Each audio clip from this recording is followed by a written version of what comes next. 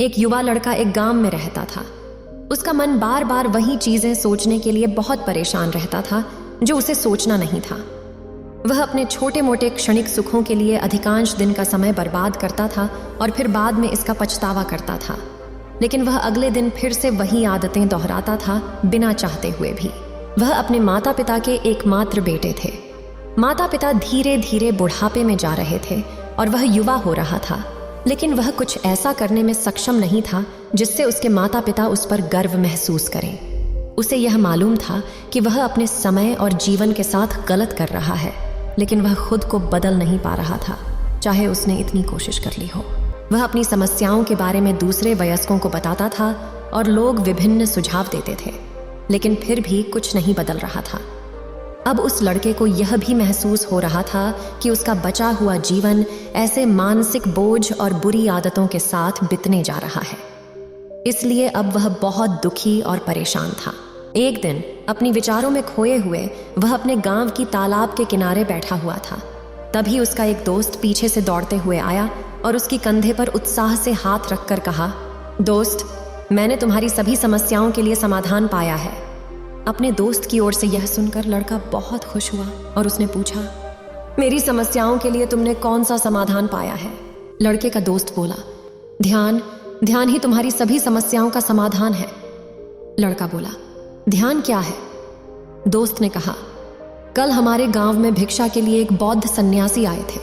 सभी गांव के लोग अपनी समस्याओं का समाधान मांग रहे थे, तो मैंने सोचा कि मैं भी तुम्हारी समस्या का समाधान मांग लूं।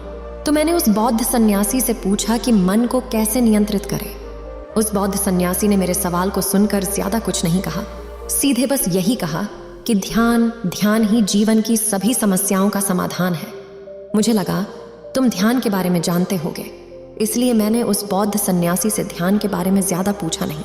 अपने दोस्त की बात सुनकर लड़का ने कहा, मुझे उस बौद्ध सन्यासी से मिलना है। लड़का और उसका दोस्त उस बौद्ध सन्यासी को ढूंढने के लिए निकल पड़े।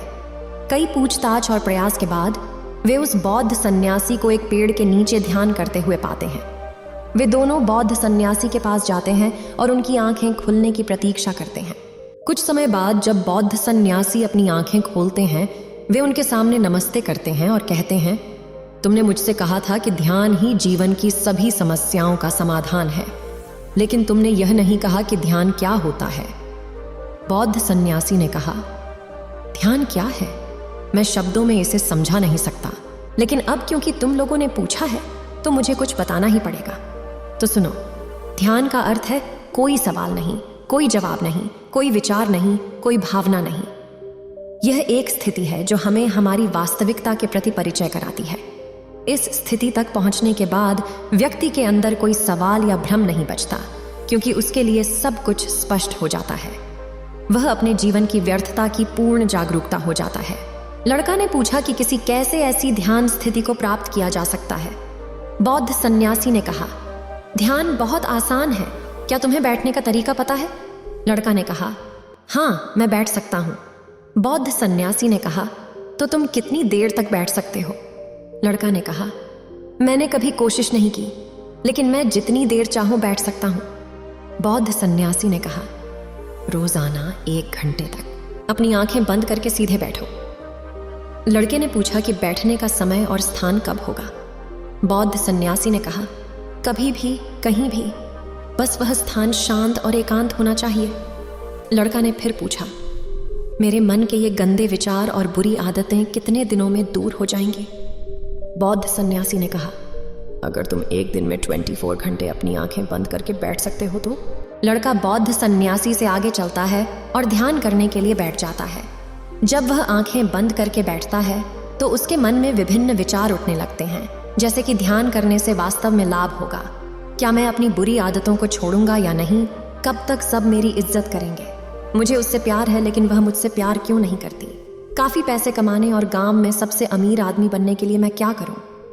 ऐसे ही उसके मन में अधिक समान विचार उठने लगे। फिर उसे याद आया कि सन्यासी ने कहा था, ध्यान की स्थिति में कोई विचार नहीं होता है, कोई भावना नहीं होती। विचारों को रोकने की कोशिश करते हुए क्या कभी किसी को सफलतापूर्वक एक बहती हुई नदी के पानी को रोक पाया है?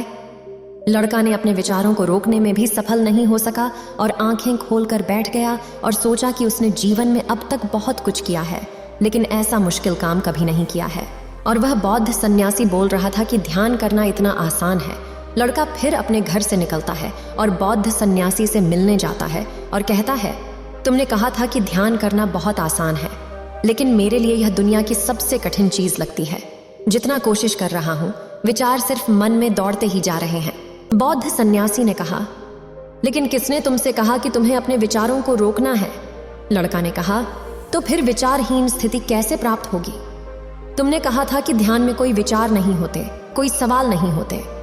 बौद्ध सन्यासी ने कहा, हमारे मन में हर समय बहुत सारे विचार उत्पन्न होते और मरते रहते हैं, लेकिन हमारा मन उनमें से किसी एक विचार को धारण कर लेता है और फिर उससे संबंधित विचारों के बारे में सोचता जाता है। इस तरह हमारा मन विचारों में उलझ जाता है और हम भूल जाते हैं कि हम क्या कर रहे थे। जब आप ध्यान करने के लिए बैठेंगे तो भी आपके मन में बहुत सारे विचार उठेंगे और गायब हो जाएंगे। आपको किसी भी विचार का चयन नहीं करना है, बस उन्हें देखें। विचार आपके मन में उत्पन्न होंगे और गायब हो जाएंगे। समय के साथ इन विचारों के उद्गम की दर घटेगी। बौद्ध सन्यासी के मुंह से सभी यह बातें सुनकर लड़का अपने घर की ओर लौटता है और फिर से ध्यान करने के लिए बैठ जाता है। इस बार लड़का बौद्ध सन्यासी द्वारा बताए गए रूप में अपने मन के विचारों को देखता है। उसे थोड़ी देर तक विचारों का साक्षी बनने की क्षमता होती है, लेकिन फिर ऐसे विचार उत्पन्न होते हैं जिनके बारे में वह सोचना बंद नहीं कर पाता और वह गहरे विचारों में खो जाता है। कुछ समय बाद उसे याद आता है कि वह ध्यान कर रहा था। वह फिर से विचारों को देखने का प्रयास करता है, लेकिन इस बार उसका मन एक और चाल चलता है। अब उसके मन में अश्लील विचार उत्पन्न होते हैं। लड़का सोचता है कि ध्यान जैसी पवित्र स्थिति में इन अश्लील विचारों का उद्भव क्यों हो रहा है। वह बहुत कोशिश करता है कि अश्लील और गंदे विचारों को रोके, लेकिन वह उन्हें रोक नहीं पाता। उसके मन में ऐसे ही विचार उठते रहते हैं। जब लड़का बहुत समय तक प्रयास करने के बाद परेशान हो जाता है, वह ध्यान से उठकर सीधे उस बौद्ध सन्यासी के पास जाता है और कहता है, जब भी मैं अपनी आंखें बंद करके ध्यान करने बैठता हूँ, मेरे मन में सिर्फ अश्लील और गंदे विचार आते हैं। बौद्ध सन्यासी ने कहा कि कोई विचार अच्छा या बुरा नहीं होता, इसलिए किसी विचार को बुरा मानकर उसे जबरन दबाने की कोशिश न करें, क्योंकि हमारा विरोध विचारों को और शक्तिशाली बनाता है। इसलिए अपने विचारों को रोकने का प्रयास करना व्यर्थ है। और जो विचार तुम गंदे और अश्लील विचार कहते हो, वह विचार भी तुम्हारे जीवन का हिस्सा है। मानव जीवन को आगे बढ़ाने के लिए इन विचारों को उठाने की आवश्यकता होती है। हमेशा एक बात याद रखें, जो कुछ भी आप जीवन में अस्वीकार करते हैं, हमारा मन उसी चीज में सबसे अधिक रुचि लेने लगता है। इसीलिए किसी भी जीवन की सत्यता को अनदेखा न करने की कोशिश नहीं करें। सब कुछ स्वीकार करें, तभी आप उनसे मुक्त होंगे। इसका यह मतलब नहीं है कि आपको हमेशा सेक्स के विचारों में लगे रहना चाहिए। आपको समझना होगा कि सेक्स केवल हमारे जीवन का एक छोटा सा हिस्सा है, पूरे जीवन का नहीं। इसलिए जीवन में ये पहलू भी स्वीकार करें और आगे बढ़ें, क्योंकि जीवन में सीखने के लिए बहुत कुछ है। लड़का ने कहा, लेकिन हमारा मन हमारा दुश्मन क्यों बनता है? क्या हमारा मन हमारा शत्रु है? सन्यासी ने कहा, नहीं, हमारा मन हमारा दुश्मन नहीं है। वह बस वे चीजें अनुभव करना चाहता है जो सुख और खुशी लाती हैं। इसलिए जब हम ऐसे काम करते हैं जिनमें मन को पहले में प्रसन्नता नहीं मिलती है, तो हमारा मन उस काम का विरोध करता है। सन्यासी ने आगे कहा, अगर आप अपने मन से बुरे विचारों को समाप्त करना चाहते हैं तो अपनी आदतों को बदलें। आप आदतों को बदल सकते हैं केवल जब आपका मन आपके नियंत्रण में होगा, और आपका मन आपके नियंत्रण में तभी आएगा जब आप खुद को जानें, जब आपको अनुभव हो, जब आपको ध्यान हो। इसके बाद बौद्ध सन्यासी ने खड़े होकर अपनी हलवाई बर्तनी की ओर हल्की मुस्कान के साथ अपना हाथ लड़के के सिर पर रख दिया। इसके बाद उन्होंने अपनी भिक्षा पात्र को उठाया और वहां से चले गए। लड़का बौद्ध सन्यासी को जाते देखता रहा, लेकिन अब वह बहुत खुश था, क्योंकि उसने ध्यान के रूप में अपनी समस्याओं का समाधान पाया था। उसे समझ में आ गया था कि वह हर दिन ध्यान के लिए बैठना है और अपने विचारों को आने और जाने करते रहना है, लेकिन किसी भी विचार को पकड़ने की कोशिश नहीं करनी है। समय के साथ वे विचार खुद ही समाप्त हो जाएंगे। उसने समझ लिया था कि कोई विचार अच्छा या बुरा नहीं होता है। एक विचार बस एक विचार है, इसलिए विरोधी धारणाओं का कोई महत्व नहीं होता।